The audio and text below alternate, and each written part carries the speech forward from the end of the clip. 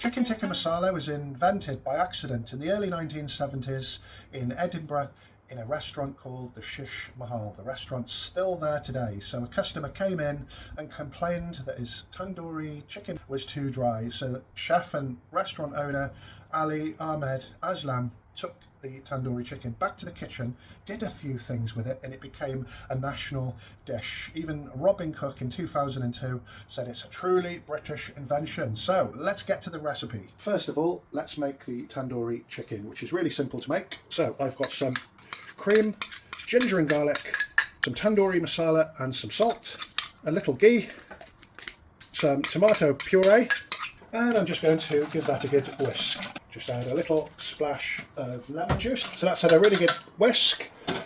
I'll put all the ingredients in the description of the video in detail. Next, we've got enough for 3 portions here, so we're going to add our chopped chicken breast. So as you'll see in the ingredients of the video, food colouring is optional, but it's authentic to the British Indian restaurant style. Just need to give that all a good mix, and you can cover that with some cling film and leave it in the fridge overnight.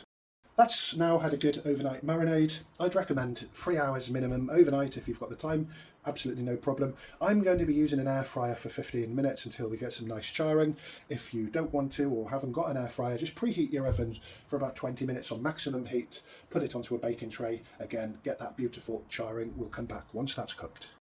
15 minutes in the air fryer. Oh, the aromas are incredible. I'm just going to transfer that tandoori chicken into a bowl. You can even use what we've done so far as a standalone recipe for chicken tikka, but we're going to make an amazing sauce, and I think this is the first time ever it's really close to the original recipe. Don't worry, all the ingredients are in the description of the video when we're doing it properly with Campbell's. Going to get our curry pan nice and hot. And while I'm on the subject of curry pans, these are the curry pans I use. They're from Asian shops. They're very cheap, actually, very hard wearing. So if you look at a chef spoon, you look at the concave around that chef spoon, it really meets the edges of the pan to scrape all that caramelization back into the sauce, intensify the flavour. We're going to be using a little ghee. Next we're going to add some ginger and garlic paste.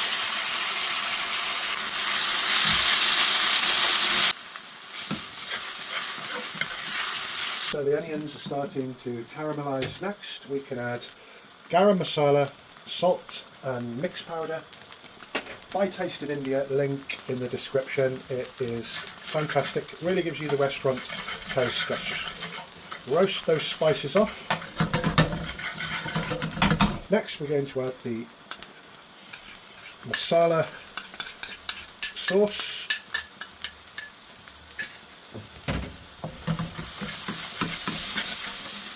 Next we're adding sugar, quite a sweet curry, and to that we're going to add some base gravy. Make sure everything's nice and combined. That's come to a nice high temperature, oil starting to split. We want to reduce the sauce, gravy starting to become nice and thick. Next we're going in with the Campbell's. So it's concentrated, but there's enough moisture in the base gravy to reconstitute it or loosen it up. Interesting. The Campbell soup is pretty sweet and creamy.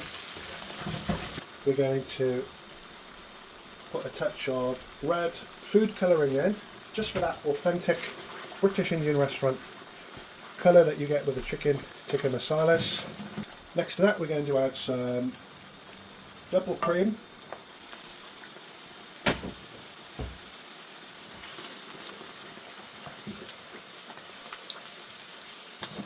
And again, make sure everything's combined, bring it back to a good temperature. So that's our sauce, nice and bubbly. You can add a little bit of almond flour if you want. I don't have any, but I'll put almond flour in the description of the video as an option. In goes our beautiful chicken tikka. And last but not least, some kasuri methi, so dried fenugreek. So scrunch it up, give it a bigger surface area, really packs the flavour in.